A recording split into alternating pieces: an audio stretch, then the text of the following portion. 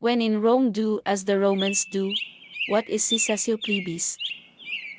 When your country is following down the same path that led to the destruction of Rome, perhaps it is time to make at least some effort to change that path before it is too late?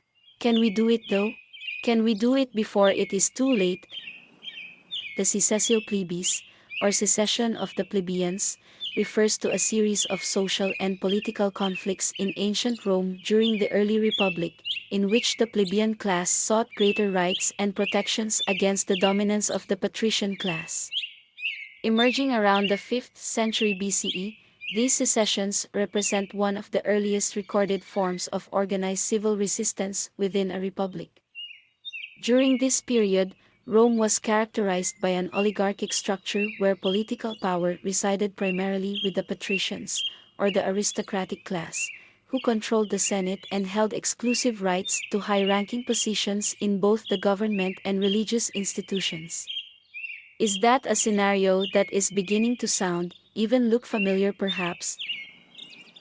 The plebeians, who comprised the majority of the Roman population, were marginalized and subjected to political, legal, and economic constraints that entrenched their dependency on patrician families. The historical origins of the Secessio Plebis are rooted in the socio-economic challenges facing plebeians, who were primarily small farmers, laborers, and tradespeople. Rome and its early military campaigns required extensive service from the plebeians, many of whom accrued significant debt as a result of being called away from their land and businesses. Upon returning, plebeians often found themselves unable to pay their creditors, leading to loss of land, enslavement, or imprisonment. Were someone to fail in paying their taxes or paying their debts, a similar fate awaits even in the modern world. This situation intensified plebeian resentment and underscored the need for systemic change, sparking the initial secession in 494 BC. During this event, the plebeians withdrew from the city en masse and refused military service until their grievances were addressed. The withdrawal of the plebeian workforce and soldiers created a crisis for the patrician leaders, who relied on their support for economic and military stability. Obviously, recruitment numbers are down today, but is that enough to sway the systemic tide of oppressive onslaughts being faced by the modern plebeians from the dear leaders and masters of government, and even the self-professed experts, in response to the secession? The patricians negotiated with plebeian representatives, leading to the establishment of the office of the tribune of the plebs, which provided plebeians with their first official political representation. Tribunes were granted the power to veto certain Senate decisions, protecting plebeians from unjust treatment by patrician magistrates and allowing them to advocate for the rights of their constituents. Over time, this development was further solidified by the introduction of the Concilium Plebis, or the plebeian council, where plebeians could pass laws exclusively applicable to their own class. Although these laws initially held limited authority, subsequent secessions led to their extension over the entire Roman citizenry. This does not seem like a truly viable option in the modern age, but does it merit at least some consideration, or offer any potentially more viable ideas?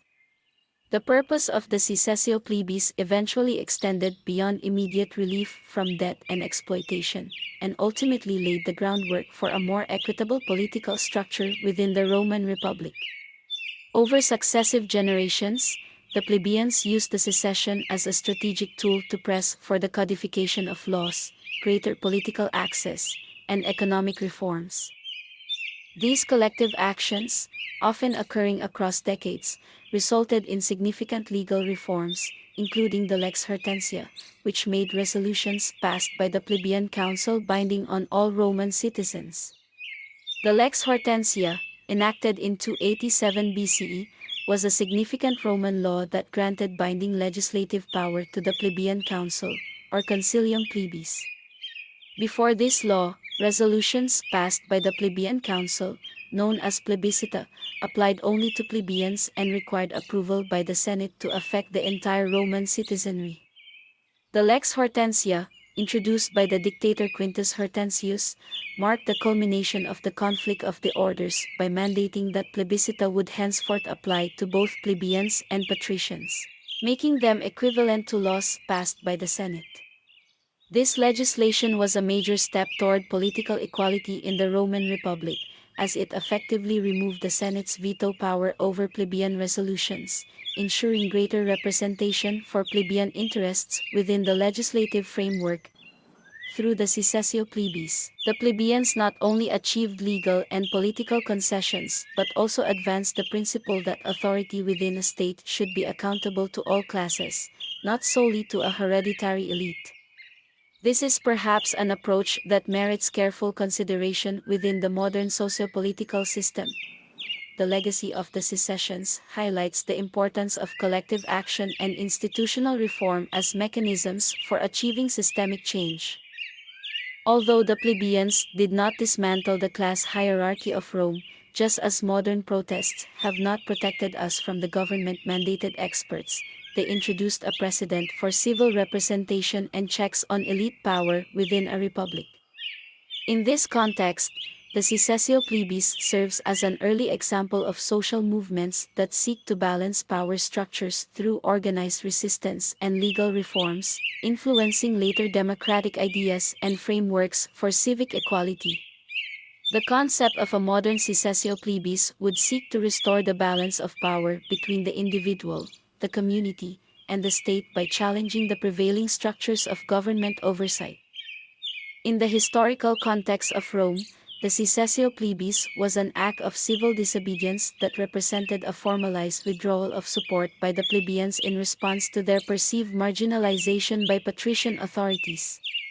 This collective act of defiance resulted in significant changes to the political framework, as it compelled the ruling classes to grant the plebeians greater influence over matters that directly affected their lives. In a contemporary adaptation, a similar restructuring would focus on curtailing the expansive overreach of centralized government agencies and self-professed or even government-appointed experts who, while, even if well-intentioned, may lack a true connection to the needs and circumstances of local communities and the polity or citizenry of the nation-state. In the modern context, government programs have grown increasingly complex and entrenched, covering nearly every aspect of public and private life. This comprehensive scope can create an environment where individuals and communities experience diminished agency over decisions affecting their daily lives, as distant governing bodies and experts implement policies that may not align with localized needs or values by agencies and their agents that are not at all accountable to the polity. The introduction of a new Secessio Plebis would challenge this dynamic, encouraging a restructuring that would see centralized authority scale back its involvement in local affairs, transferring decision-making powers to community-level governance structures that are more accountable to the people.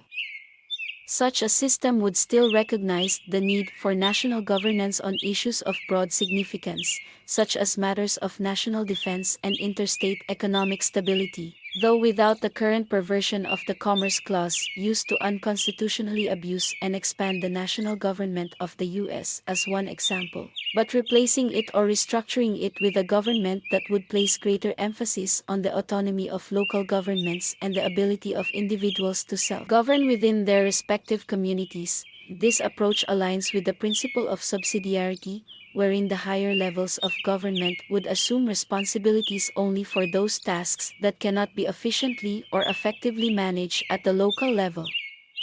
By decentralizing authority and re-establishing a model of governance that is more directly and more closely aligned with the priorities of individual communities and the polity, the system would aim to foster a more responsive, adaptable, and accountable form of government. This shift would not merely involve the transfer of responsibilities from national to local entities, but would also necessitate a cultural change in how governance is perceived, one that emphasizes self-rule, civic responsibility, and community engagement. A modern Secessio Plebis would involve collective action to disrupt the dependency on centralized expertise and governance, reclaiming decision-making for the individual. the family unit, and the local community for the local government units. Under such a system, self-professed and even government-appointed experts would play a supportive rather than a directive role, offering insights or recommendations without overriding local preferences and autonomy. This realignment would provide individuals with the opportunity to engage actively with their government, fostering a renewed sense of ownership and responsibility in civic life. Ultimately, this model, if implemented, must seek to establish a balance in which local governance is empowered to address the needs of the people directly, while centralized government structures focus on safeguarding national interests without infringing upon personal and community sovereignty. A modern Secessio Plebis would encourage a societal reorientation towards localized governance, enhancing democratic accountability and enabling people to exercise greater influence over decisions that impact their lives directly. By creating boundaries for centralized authority and reinforcing local governance, this approach would facilitate the emergence of a political system that better reflects the principles of self-rule and accountability, ensuring that government serves its foundational purpose of representing and safeguarding the interests of its people. Please like, share, subscribe, and comment below.